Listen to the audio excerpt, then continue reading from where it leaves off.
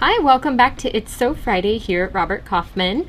I'm Elizabeth, and today we are going to be making napkins. If we happen to run into any internet issues, please bear with us. We'll be working through them, but hopefully we don't have any issues this week. We did great last week, so now that I said that, you know. Yeah, it does say our connection is a little weak.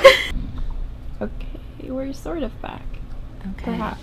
So these napkins are a free pattern on Robert Kaufman's website. They're also a super fun and very quick project that you could do.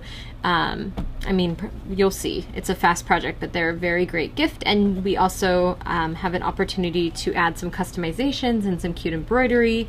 You could stitch, you know, initials. So I initialed an L for Lucy, my dog, because she's the messiest little lady that I know. She needed a napkin. So let's get right to it. For this project, we will be using Euclid fabric. It's by Carolyn Friedlander. There are three different designs, 6 different fabrics printed on our fabulous Essex and Essex yarn dyes. It's shipping now. And the collection is overprinted on Essex and Essex, like I mentioned, so you can kind of see, you get the great texture and drape of our yarn dyes, along with the fabulous designs from Carolyn Friedlander. 2 of the designs are on Essex yarn dye, and the other 2 are on regular Essex. So, or the other 4, I'm sorry, are on regular Essex. The really great thing about this is because they are on our existing Essex, you can also pull solids to fill in and have a really great collection of napkins or a variety of other projects. So if napkins aren't necessarily your thing, you can also go check out the Euclid lookbook online. There are 30 projects, everything from quilts and garments to home deck and more. So let's get started. The first things first, the pattern is written using 1 yard of fabric, which yields 4 napkins. So in this instance, we have a ½ yard, and we're going to cut it down into 16-inch squares, and we're just going to make 1 on video.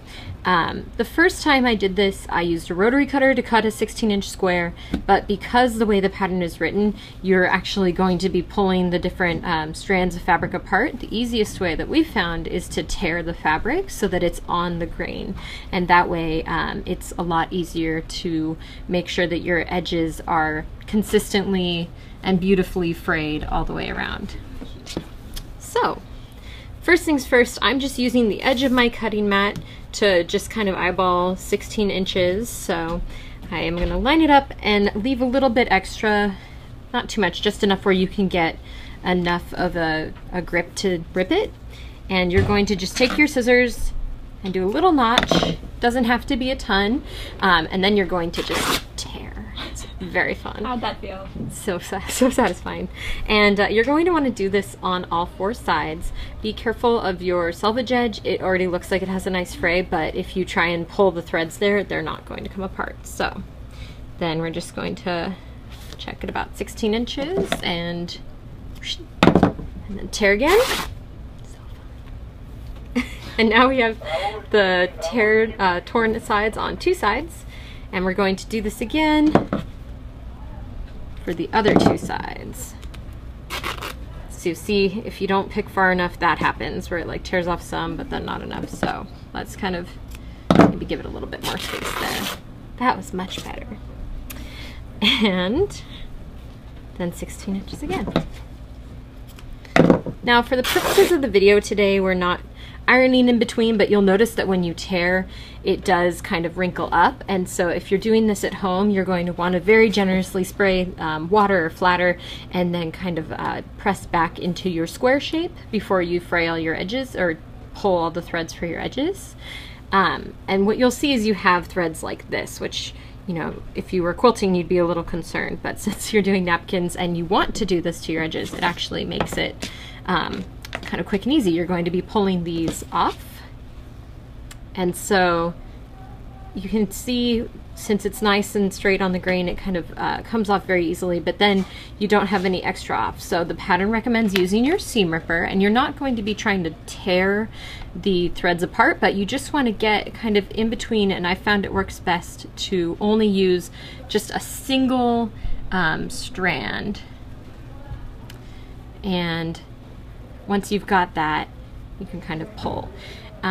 You want to fray your edges anywhere between like 1/4 inch and 3/8 of an inch, and you'll do this on all 4 sides.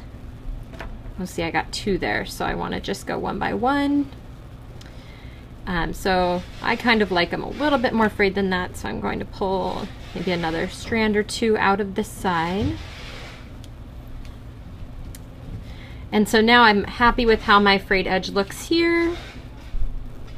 And so I'm going to repeat that on the other side, and then again on the other 2 sides.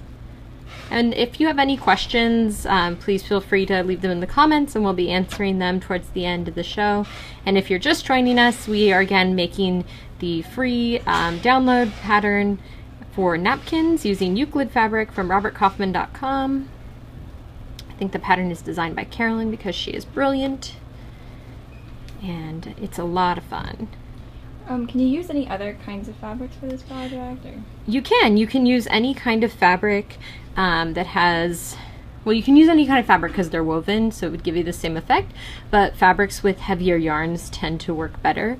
So for instance, this group has both Essex and Essex yarn dye, and Essex yarn dye has a little bit of a looser weave and bigger fibers, so it's easier to actually separate individual rows and pull them apart.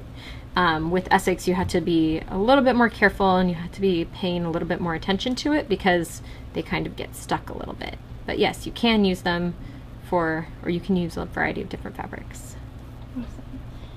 Awesome. Would you tell us a little bit more about Euclid? What else would you like to know? It's again, it's designed by Carolyn Friedlander, overprinted on Essex and Essex yarn dye. There are 3 different designs, 6 total fabrics, and shipping to shops now. What kinds of other projects would you like to, I guess, make with them, or would you think would be great? I've personally used them in bags, quilts, and garments. And Carolyn actually has an entire lookbook that's available on the Robert Kaufman website under Euclid Fabric, which showcases a wide variety of different projects that you can use Euclid for. So everything from home deck and garments to quilts and more. Do you think you need to pre-wash this, or is there any kind of washing instructions you would have for doing this project? I didn't pre-wash.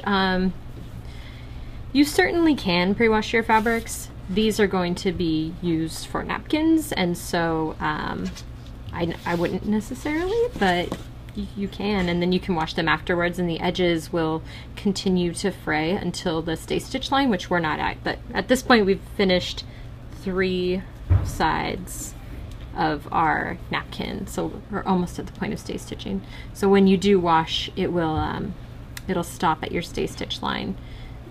You can, if you're going to be doing custom embroidery on them, you'd probably want to hand wash your napkins, but you can certainly throw the regular ones without embroidery into your washing machine.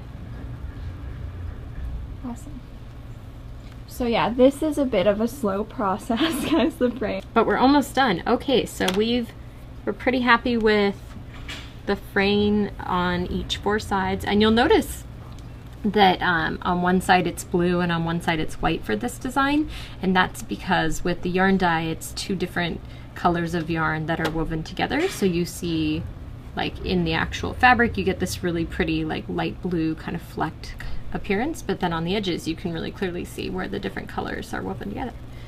And you'll end up with a lot of these special extra threads. I'm just gonna throw them away.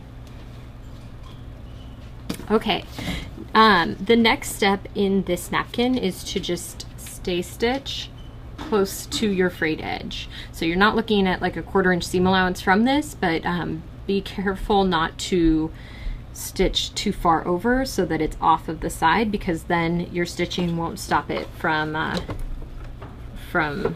continuing to unravel into the body of your napkin.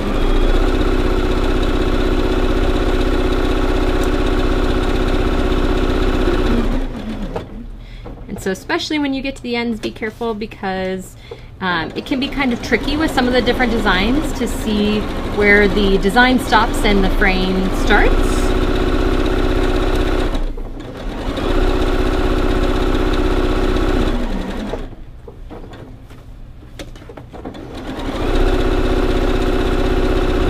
I'm just using a regular straight stitch, kind of my default stitch on my machine. I'm not doing anything special.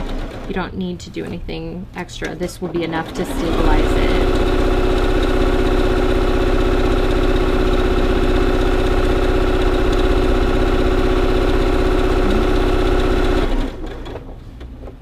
And I went a little bit too far, so I'm just going to back a stitch.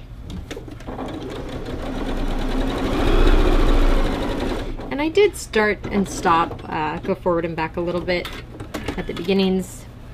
And so what you can see is that we just have a stitch that runs just along the inside of our frayed edges, and understanding that the edges will continue to unravel until it hits that stitch, and then it will stop. And I'm just going to trim that little thread. And now I have a really wonderful napkin that's ready to be gifted. Like I said, you can keep these plain, or if you'd like to make them a little bit more specialized, you can use, we used Orifloss. It comes in these really great little wooden spools. It keeps the thread nicely together. It comes in a lot of different colors. And just using a little embroidery hoop, adding some cute little touches, either just little stitches or French knots. Like I said, you could do initials or all different kinds of things. And at the end of the day, you have this really wonderful napkin set. Come together very quickly, and you can gift as many or as few as you'd like. So let's just kind of show you all the different Euclid fabrics together.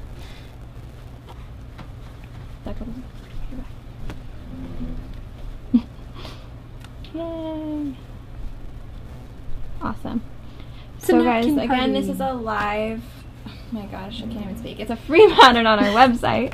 Someone's asked that if the whole video is going to be reposted on our page. Yes, it will, so you can watch it from the beginning. And we hope you enjoyed. Yay! Happy stitching!